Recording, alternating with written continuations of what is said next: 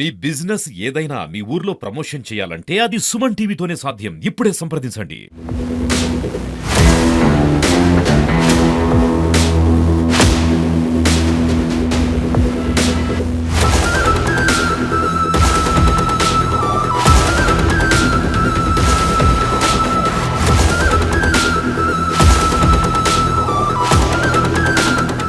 సాక్షి ఛానల్లో ప్రపంచానికంతా అసభ్యంగా చూపించినందుకు జగన్ రెడ్డి గారు మీరు వెంటనే క్షమాపణ చెప్పాల్సిందిగా ఈ రోజు మహిళా సమాజం అంతా మిమ్మల్ని వ్యతిరేకించడం అనేది, మీరు తల్లిని చెల్లిని ఈ రోజు ఎట్లా అవమానిస్తున్నారనేది మొత్తం మన రాష్ట్రం అంతా చూస్తున్న విషయమే.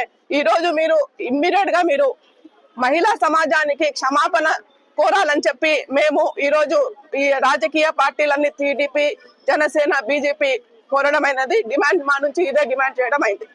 ఎన్ని చెప్పినా ఈ రోజు అమరావతి మన రాజధానిగా అని అందరు అనుకుంటాము. అమరావతి రాజధానికి నరేంద్ర మోడీ గారు పుణ్య ప్రదేశాల్లో, మన ప్రపంచంలోని ప్రతి పుణ్య ప్రదేశం నుంచి, పవిత్ర క్షేత్రాల నుంచి మట్టి నీళ్లు జనాలు తీసుకొని వచ్చి ఈ రోజు దేవతలు ఉండే ప్రదేశంగా అమరావతిని భావించడం జరిగింది. అటువంటి ప్రదేశంలో మహిళలకి వేశ్యలుగా, హెచ్ఐవి సోకిన వాళ్ళు అంటూ అసభ్యకరంగా పదశాలంతో దూషించిన ఈ శ్రీనివాస్ ను అరెస్టు చేసిన విధంగానే మన కృష్ణంరాజు గారిని కూడా అరెస్టు చేసి వెంటనే వారిపై కఠిన చర్యలు తీసుకోవాల్సిందిగా, అదే విధంగా ఎక్కడైతే వీళ్ళు ఎవరినైతే వాళ్ళు అసభ్యంగా దూషించారో వీళ్ళిద్దరిని కఠినంగా శిక్షించి అమరావతి మహిళలకే వీళ్ళని అప్పచెప్పాలని నేను డిమాండ్ చేస్తున్నాను. ఈరోజు యూపీలో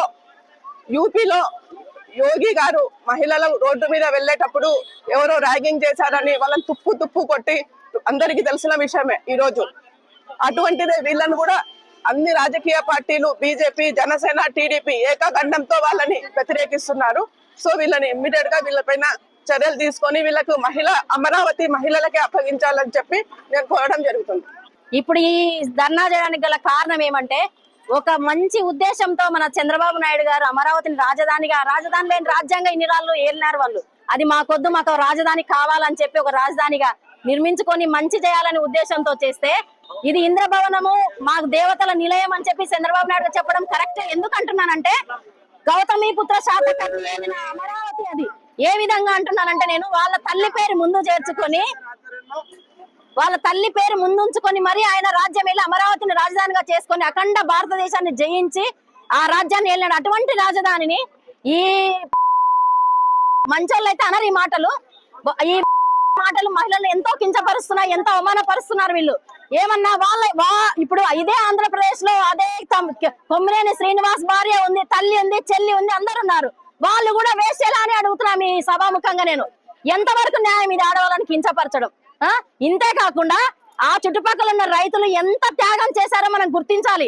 వాళ్ళు జగన్ వచ్చినప్పుడు వాళ్ళ రాజధాని తీసేసి వాళ్ళ భూములు లాక్కొని ఎంత అవమానపరిచినాడు. ప్రతి ఒక్కరు రోడ్డు ఎక్కి ధర్నాలు చేసినారు, కాలినడకన ప్రతి ఊరు తిరిగినారు. వాళ్ళ శ్రమ ఫలితం ఈ రోజు రాజధాని మనకు వస్తుంది అంటే అది ఎంతో అదృష్టం చేసుకున్నాం మనం. వీళ్ళకు తెలియక ఈ మాటలు ఎంతో కించపరుస్తున్నారు మమ్మల్ని, మహిళలను. ఈ సాక్షి మీడియా నడిపేది భారతిరెడ్డి, ఒక ఆడ మనిషి. ఆమెకి ఎంత మాత్రం చిత్తశుద్ధి ఉన్నా, ఆమె ఒక మనిషి, ఒక ఆడ మనిషి అయింటే మాత్రం ఖచ్చితంగా మహిళలపై దూషించిన వ్యక్తులను సాక్షి టీవీ నుంచి వాళ్ళని వెంటనే నిర్మూలన చేయాలి. వాళ్ళని ఉంచుకోకూడదు, ఇంకా సాక్షి టీవీలో పనిచేసేదానికి కూడా అవకాశం ఇవ్వకూడదు.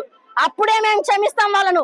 వాళ్ళు మాకు బహిరంగంగా వచ్చి ఈ జగన్ గాని, భారతిరెడ్డి గాని, కొమ్మినేని శ్రీనివాస్ గాని, ఇంకొక ఆయన పేరు ఏదో ఉంది, కృష్ణమరాజు, వీళ్ళందరూ కలిసి వచ్చి మాకు క్షమాపణ చెబితే తప్ప మేము సహించము ఈ విషయం. అయితే ఇక్కడ మాకు బుడ్డ రాజశేఖర రెడ్డి గారు ఆడవాళ్లకు ఎంతో ముందంచ వేసి ప్రతి దాంట్లో మమ్మల్ని ముందుంచుతున్నారు. ఎందుకంటే ఆడవాళ్ళ విలువ తెలుసు కాబట్టి. ప్రతి తల్లి చెల్లి అందరూ ప్రతి ఇంట్లో ఉంటారు, కానీ వాళ్ళ ఇంట్లో ఉన్నారో లేదో నాకు తెలియదు. ఇదే జగన్ రెడ్డి తన రాజకీయం కోసం, తన ఆస్తి కోసం సొంత చెల్లిని తల్లిని కూడా బయటికి నెట్టేసినాడు. ఇది వెనక్కి తిరిగి చూసుకుంటే వాళ్ళ చరిత్ర తెలియదు కాబట్టి చరిత్రహీనులు వాళ్ళు. అందుకే చరిత్ర గురించి, రాజధానుల గురించి అసభ్యకరమైన వ్యాఖ్యలు చేస్తున్నారు. మహిళలంటే దేవతలకు సమానం. ఇదే భారతదేశంలో మహిళను దేవతగా పూజిస్తారు. ఇది జగన్ కు తెలియదు, ఎందుకంటే తనే ఇంటి నుంచి బయటికి వెళ్ళగొట్టాడు తల్లిని చెల్లిని. కాబట్టి ఈ వాక్యాలకు ఆయన కూడా స్పందిస్తూ నవ్వుకుంటూ పిశాచకత్వ ఆనందాన్ని ప్రదర్శిస్తున్నాడు. అది ఏ మాత్రం మానుకోకపోతే 175 సీట్ల నుంచి 11కు వచ్చినాడు. 11 సీట్లు కూడా గల్లంతా ఈసారి జగన్ కంటే. ఆడవాళ్ళం అందరము మూకుమ్మడిగా చెప్తున్నామన్నా, ఇది మాత్రం ఆయన వెనక్కి తీసుకోకపోతే కఠిన చర్యలు చాలా కఠినంగా మేమే శిక్షిస్తాం. ప్రతి ఇల్లు ముట్టడిస్తాడు. అమరావతిలో ఉన్న మహిళలు కాదు, వాళ్ళకు మేమంతా మహిళలను సపోర్ట్ చేస్తున్నాం. ఈ రోజు ఎంతో మంది పవిత్రమైన కనకదుర్గమ్మ వెలిసిన దేశం రాజ్యం అది. ఆ అమరావతిని కించపరుస్తున్నాడు. వీడు ఎంత నీచుడో మీరే గ్రహించండి. అంటే ఇతనికి చరిత్ర తెలియదు, దూషించడం తప్ప, ఇంకొకటి ఆడవాళ్ళని కించపరచడం తప్ప వేరే ఏమీ తెలియదు. కాబట్టి జగన్ కి ఇవే చేస్తుంటాడు. ఎప్పుడు చూసినా ఇది ఆడవాళ్ళ మీద, మా ప్రభుత్వం మీద పడి ఏడవడం తప్ప ఏమీ తెలియదు, ఏమీ చేత కాదు. ఈసారి మాత్రం 0, 11 సీట్లు కూడా వాడికి ఉండవని నేను చెప్తున్నాను మీడియా పూర్వకంగా.